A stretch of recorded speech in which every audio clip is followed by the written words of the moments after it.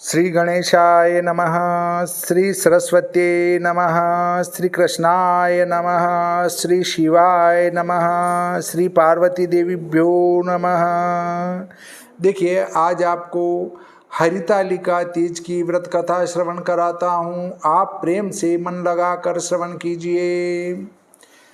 जिनके दिव्य केशों पर मंदार आग के पुष्पों की माला शोभा देती है और जिन भगवान शंकर के मस्तक पर चंद्र और कंठ में मुंडों की माला पड़ी हुई है, जो माता पार्वती दिव्य वस्त्रों से तथा भगवान शंकर दिगंबर वेश धारण किए हैं, उन दोनों भवानी शंकर को नमस्कार करता हूँ।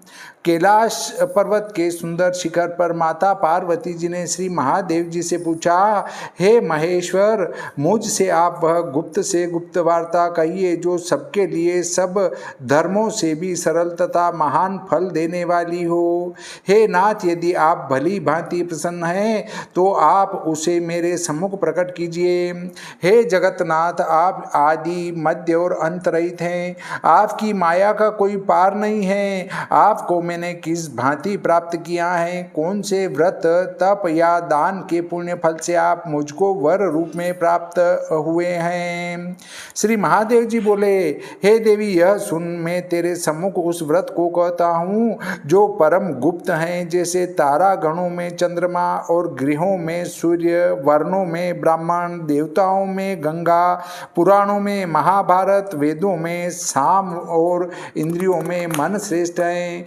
वैसे ही पुराण और वेद सब में इसका वर्णन आया है, जिसके प्रभाव से तुमको मेरा आधा आसन प्राप्त हुआ है। हे प्रिय, उसी का मैं तुमसे वर्णन करता हूँ, सुनो। भाद्रपद मास के शुक्ल पक्ष की हस्त नक्षत्र संयुक्त तृतीया तीज के दिन इस व्रत का अनुष्ठान मात्र करने से सब पापों का नाश हो जाता है। तुमने पहले हिमालय पर्वत पर इसी महान व्रत को किया था जो मैं तुम्हें सुनाता हूँ। पार्वती जी बोली, हे प्रभु, इस व्रत को मैंने किस लिए किया था, यह मुझे सुनने की इच्छाएं, सो कृपा करके कहिए। शंकर जी बोले, आर्यावर्त में हिमालय नामक एक महान पर्वत है, जहाँ अनेक प्रकार की भूमि अनेक प्रकार के वृक्षों से सुशोभित हैं, जो सदैव बर्फ से ढके हुए तथा गंगा की कलकल ध्वनि से शब्दायमान रहता है। हे पार्वती जी, तुमने बाल्यकाल में उसी स्थान पर परम तप किया था और 12 साल तक नीचे को मुख करके धूम्रपान ही किया था। तब फिर 64 वर्ष तक तुमने बेल के सूखे पत्तों का भोजन करके ही तप किया और माघ के महीने में जल में रहकर तथा वैशाख माह में अग्नि में प्रवेश करके तप किया। श्रावण के महीने में बाहर खुले में निवास कर अन्न त्याग कर तप करती रही।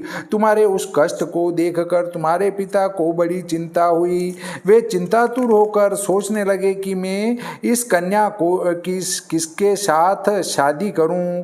इस अवसर पर देवयोग से ब्रह्मा जी के पुत्र नारद जी वहां आए। देवर्षि नारद ने तुम शैलपुत्री को देखा। तुम्हारे पिता हिमवान ने देवर्षि को अर्घ्य पाद्य आसन देकर सम्मान सहित बिठाया और कहा, हे मुनीश्वर, आपने यहाँ तक आने का कष्ट कैसे किया, कहिए क्या आज्ञा है? नारद जी बोले, हे गिरिराज, मैं विष्णु भगवान का भेजा हुआ यहाँ आया हूँ। तुम मेरी बात सुनो। आप अपनी कन्या को उत्तम वर को दान करें। ब्रह्मा, इंद्र, शिव आदि देवताओं में विष्णु भगवान के समान कोई भी उत्तम नहीं है। इसलिए मेरे मत से आप अपनी कन्या का दान भगवान विष्णु को ही दें। हिमवान बोले, यदि भगवान वासुदेव स्वयं ही कन्या को ग्रहण करना चाहते हैं और इस कार्य के लिए ही आपका आगमन हुआ है, तो यह मेरे लिए गौरव की बात है। मैं अवश्य उन्हें दूंगा। हिमवान का यह आश्वासन सुनते ही देवर्षि नारद जी आकाश में अंतर ध्यान हो गए और शंख, चक्र, गदा, पद्म और पीतांबरधारी भगवान विष्णु के पास पहुंचे। नारद जी ने हाथ जोड़कर भगवान विष्णु से कहा, हे प्रभु, आपका विवाह कार्य निश्चित हो गया है। इधर हिमवान ने पार्वती जी से प्रसन्नता पूर्वक कहा, हे पुत्री, मैंने तुमको गरुड़ध्वज भगवान विष्णु को अर्पण कर दिया है। पिता के इन वाक्यों को सुनते ही पार्वती जी अपनी सहेली के घर गई और पृथ्वी पर गिरकर अत्यंत दुखित होकर विलाप करने लगी। उनको विलाप करते हुए देखकर सखी बोली, हे देवी, तुम किस कारण से दुख पाती हो, मुझे बताओ, मैं अवश्य ही तुम्हारी इच्छा पूर्ण करूंगी। पार्वती बोली, हे सखी सुन, मेरी जो मन की अभिलाषा है सुनाती हूँ। मैं श्री महादेव जी को वरण करना चाहती हूँ। मेरे इस कार्य को पिताजी ने बिगाड़ना चाहा है, इसलिए मैं निसंदेह इस शरीर का त्याग करूंगी। पार्वती के इन वचनों को सुनकर सखी ने कहा, हे देवी, जिस वन को तुम्हारे पिताजी ने न देखा हो, तुम वहां चली जाओ। तब हे देवी पार्वती, तुम अपनी सखी का यह वचन सुन ऐसे ही वन को चली गई। पिता हिमवान ने तुमको घर पर न पाकर सोचा कि मेरी पुत्री को कोई देव, दानव अथवा किन्नर हरण करके ले गया है। मैंने नारद जी को वचन दिया था कि मैं पुत्री का गरुड़ध्वज भगवान के साथ वरण करूंगा। हाय, अब यह कैसे पूरा होगा? ऐसा सोचकर वे बहुत चिंतातुर हो मूर्छित हो गए। तब सब लोग हाहाकार करते हुए दौड़े और मूर्छा दूर होने पर गिरिराज से बोले कि हमें आप अपनी मूर्छा का कारण बताओ। हिमवान बोले, मेरे दुख का कारण यह है कि मेरी रत्न रूपी कन्या को कोई हरण कर ले गया, या सर्प डस गया, अथवा किसी सिंह या व्याघ्र ने मार डाला है। वह न जाने कहाँ चली गई, या उसे किसी राक्षस ने मार डाला है। इस प्रकार कहकर गिरिराज दुखित होकर ऐसे कांपने लगे जैसे तीव्र वायु के चलने पर कोई वृक्ष कांपता है। तत्पश्चात हे पार्वती, तुम्हें गिरिराज साथियों सहित घने जंगल में ढूंढने निकले। सिंह, व्याघ्र, रीछ आदि हिंसक जंतुओं के कारण वन महाभयानक प्रतीत होता था। तुम भी सखी के साथ भयानक जंगल में घूमती हुई वन में एक नदी के तट पर एक गुफा में पहुंची। उस गुफा में तुम अपनी सखी के साथ प्रवेश कर गई, जहां तुम अन्न जल का त्याग करके बालू का शिवलिंग बनाकर मेरी आराधना करती रही। उस समय पर भाद्रपद मास की हस्त नक्षत्र युक्त तृतीया के दिन तुमने मेरा विधि विधान से पूजन किया तथा रात्रि को गीत गायन करते हुए जागरण किया। तुम्हारे उस महाव्रत के प्रभाव से मेरा आसन डोलने लगा। मैं उसी स्थान पर आ गया जहां तुम और तुम्हारी सखी दोनों थी। मैंने आकर तुमसे कहा, हे वरानने, मैं तुमसे प्रसन्न हूँ, तू मुझसे वरदान मांग। तब तुमने कहा कि हे देव, यदि आप मुझसे प्रसन्न हैं तो आप महादेव जी ही मेरे पति हों। मैं तथास्तु ऐसा कहकर कैलाश पर्वत को चला गया और तुमने प्रभात होते ही मेरी उस बालू की प्रतिमा को नदी में विसर्जित कर दिया। हे शुभे, तुमने वहां अपनी सखी सहित व्रत का पारायण किया। इतने में तुम्हारे पिता हिमवान भी तुम्हें ढूंढते उसी घने वन में आ पहुंचे। उस समय उन्होंने नदी के तट पर दो कन्याओं को देखा तो यह तुम्हारे पास आ गए और तुम्हें हृदय से लगाकर रोने लगे और बोले, बेटी, तुम इस सिंह व्याघ्रादि युक्त घने जंगल में क्यों चली आई?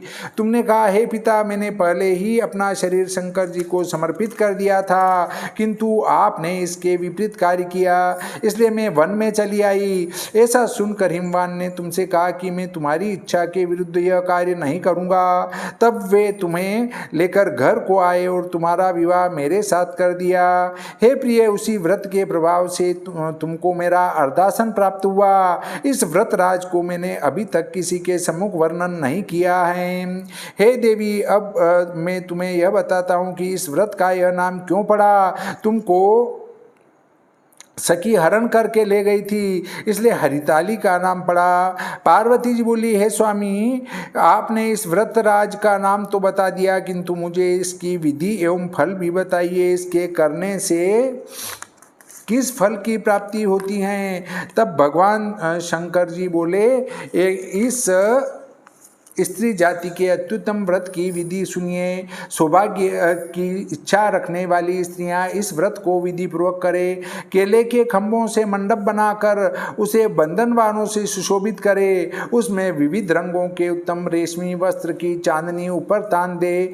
चंदन आदि सुगंधित द्रव्यों का लेपन करके स्त्रियां एकत्र हो शंख, बेरी, मृदंग आदि बजावे। विधि पूर्वक मंगलाचरण करके श्री गौरी शंकर की बालू निर्मित प्रतिमा स्थापित करे। फिर भगवान शिव पार्वती जी का गंध, धूप, पुष्प आदि से विधि पूर्वक पूजन करे। अनेकों नैवेद्यों का भोग लगावे और रात्रि को जागरण करे।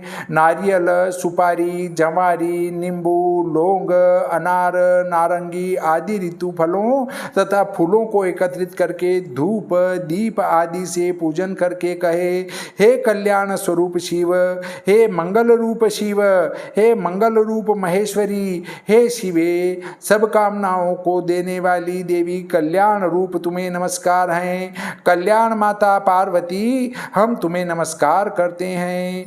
भगवान शंकर जी को सदैव नमस्कार करते हैं। हे ब्रह्म रूपिणी जगत का पालन करने वाली माँ, आपको नमस्कार हैं। हे शिवाइनी, मैं सांसारिक भय से व्याकुल हूँ, तुम मेरी रक्षा करो। हे महेश्वरी, मैंने इसी अभिलाषा से आपका पूजन किया है। हे पार्वती माता, आप मेरे ऊपर प्रसन्न होकर मुझे सुख और सौभाग्य प्रदान कीजिए।